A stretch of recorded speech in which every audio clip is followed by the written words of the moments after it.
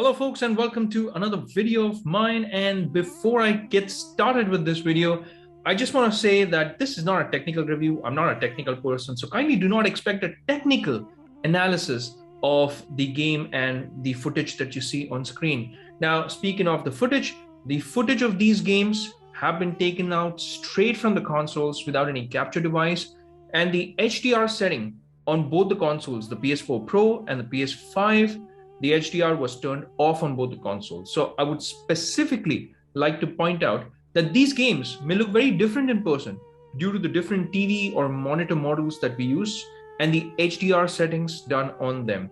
So if you're wondering what's the point of making such videos, well, I'd like to share my personal opinion and also like to find out yours so that it can be shared in the comments section. And if you're in luck, and if we do have technical people in the community, then they can share their 2 cents on the game through the comment section, and the entire community can benefit out of it.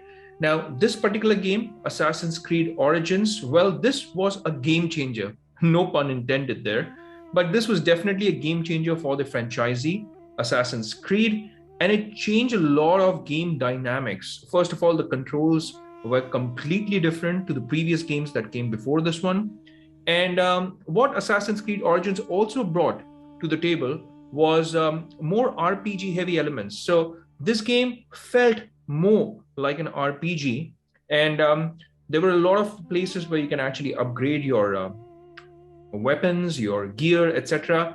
So it donned this, you could say, I wouldn't exactly say costume, but it donned this mask of being an RPG, and that was to set how Assassin's Creed games would function moving forward. And it's an excellent title.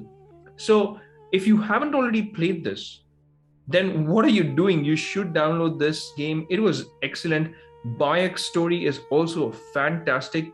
Now, I would like to mention that the answers to all the 10 scenes, I have 10 scenes that I've laid out in this video. The answers have been given in the description box, but before you see the answers, I would encourage you to take a guess, take a look, a good look, in fact, at the footage, at these footage, and take a guess. You can always check the right answer in the description box later on, but let me know your comments as well. Now, this is why, and this comparison is the reason as to why I still love my PS4 Pro, because sometimes the PS4 Pro, when I checked the game back to back, it kind of surprised me as to what I was getting in terms of the visual fidelity on the PlayStation 4 Pro. Now, of course, it can't compete with the PS5, and it's going to be an uneven or an unfair comparison, but the reason behind this one was because, hey, at the end of the day, if you're out in the market, if you're trying to get a first console, if you don't want to spend that much, you just want to get familiar with the PlayStation platform, then I still believe even a pre-owned PlayStation 4 Pro, because they just stopped manufacturing the PlayStation 4 Pro. So the only way to get your hands on it is if you can get your hands on an old unit or maybe a pre-owned unit. Now, the PlayStation 4 Pro, in my opinion, is still a great console. It gives you your money's worth, and I love my PlayStation 4 Pro. I kind of juggle between some of the games on my PlayStation 4 Pro and on my PlayStation 5, and in fact some of the games that I want to play, and if I don't have storage space, I don't mind playing them on my PlayStation 4 Pro, because again, if you are taking a look at this footage or these footage, then you can very well say as to how it holds up in terms of the visual fidelity. Now, I love this game and Assassin's Creed games overall.